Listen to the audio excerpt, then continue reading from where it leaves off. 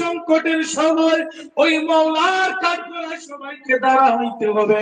আমাদেরকে না আল্লাহ কেউ যাইতে পারবো না, একটা পারাও বলি এখনো সময় আছে, রাস্তাঘাটে সময়টা নষ্ট করিস না। এখনো সময় আছে, ঘরের মধ্যে সময় নষ্ট করিস না। এখনো সময় আছে, দোকানপাটের সময়টা নষ্ট করিস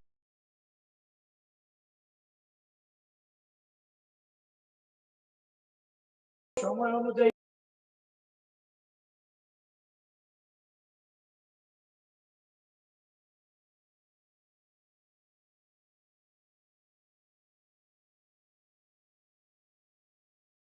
মধ্যে দিয়া দিলেন। আল্লাহ বলেন কুল্লু নাফসিন যায়িকাতুল মাউত, প্রত্যেকের নফসের মধ্যে আমি আল্লাহ মউতের মোহর মারিয়া দিছি রে বান্দা। তোমাদের দুনিয়ার জমিনে একটা নির্দিষ্ট সময়ের জন্য পাঠানো হয়েছে। এই নির্দিষ্ট সময় তোমরা দুনিয়ার জমিনে কাটাইবা। আমার আপনার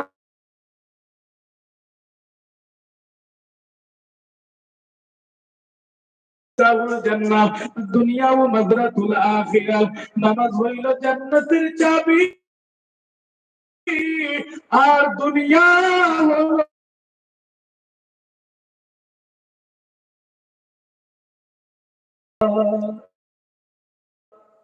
কিন্তু আমরা দুনিয়ার জমিনে এসে সবাই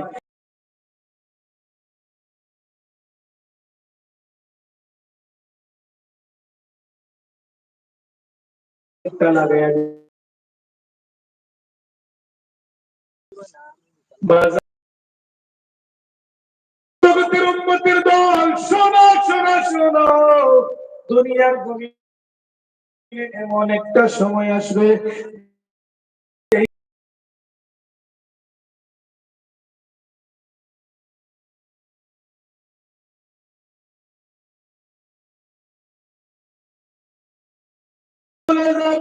মাখলুককে নিয়ে আমাদের কাছে এই সময়টা বর্তমানে চলতেছে, ঠিক না ঠিক? আমরা সবাই বর্তমানে দুনিয়া নিয়ে পাগল, দুনিয়ার টাকা নিয়ে পাগল। আমরা কেমনে উপার্জন করব, কেমনে টাকা একটু বুঝে।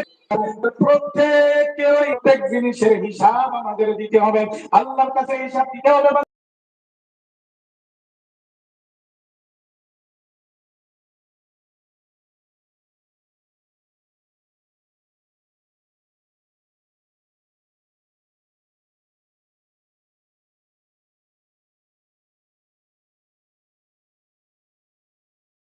এই ভাই তোমাকে পাঠিয়ে দিলাম, পিছনে একটা কারণ আছে, তোমাকে সৃষ্টি করার পিছনেও একটা কারণ আছে, আছে না নাই?